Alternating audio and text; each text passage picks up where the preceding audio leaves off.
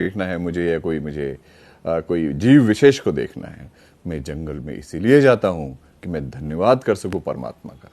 सोचेंगे ऐसी कैसी अजीब सी बात है। आप जंगल में जाइए और देखिए, जब हिरन पानी पीता है दोस्तों, 20 बार देखता है इधर से उधर कि कोई उसको खा न जाए। और मैं कभी मटके से, कभी फ्रिज से, कभी वाटर कूलर से पानी निकाल के पी लेता हूं। मुझे कोई खाता ही नहीं है और मैं ईश्वर का धन्यवाद ही नहीं कर रहा। जंगल में आप जाओ, दो ही तरह के जानवर हैं, या तो शिकारी है या शिकार है। एक के चेहरे पे हिंसा के भाव रहेंगे सदैव, और दूसरे के चेहरे पे बेचारगी के भाव रहेंगे। शेरनी अपने बच्चे को प्रेम भी कर रही है तो भी उसके चेहरे पे हिंसा ही दिखेगी, दूसरा भाव नहीं दिखेगा। और हिरन बेचारा गुस्से में होगा तो भी उसके बेचारगी के भाव आएंगे। अरे हमें मनुष्य बनाया है, एक चेहरे से हम 31 तरह के भाव प्रदर्शित कर सकते हैं, और हम खुशी नहीं होते हैं कि परमात्मा तूने कमाल कर दिया।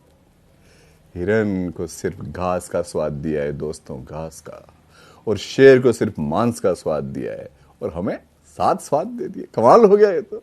खारा, मीठा, कड़वा, चरपरा, आहा, कितने तरह के स्वाद दे दिए, वो सिर्फ घास। अरे हमारी माताएं बहनें हमारे लिए कितनी तरह के व्यंजन बनाती है, बेसन से 25 तरह की चीजें बना रही है, और हम धन्यवाद ही नहीं करते। न उनका करते हैं और न ईश्वर का करते हैं। कोई सोच सकता है जंगल के अंदर कि वो सुबह उठेगा तो जीवित मिलेगा?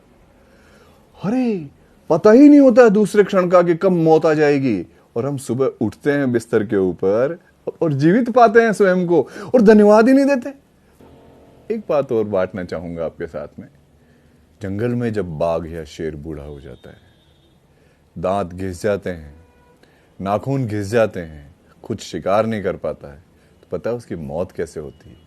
भूखे मरते हुए। जंगल का राजा है वो तो, उसके बावजूद उसकी मौत, पेट लटक जाता है जमीन पे, अंतड़ियां सूख जाती है, दर्दनाक मौत से मरता है। न तो उसकी पत्नी उसको मांस का टुकड़ा देती है मुंह में, न उसके बच्चे, न उसके भाई बंधु उसको कुछ खाने को देते हैं।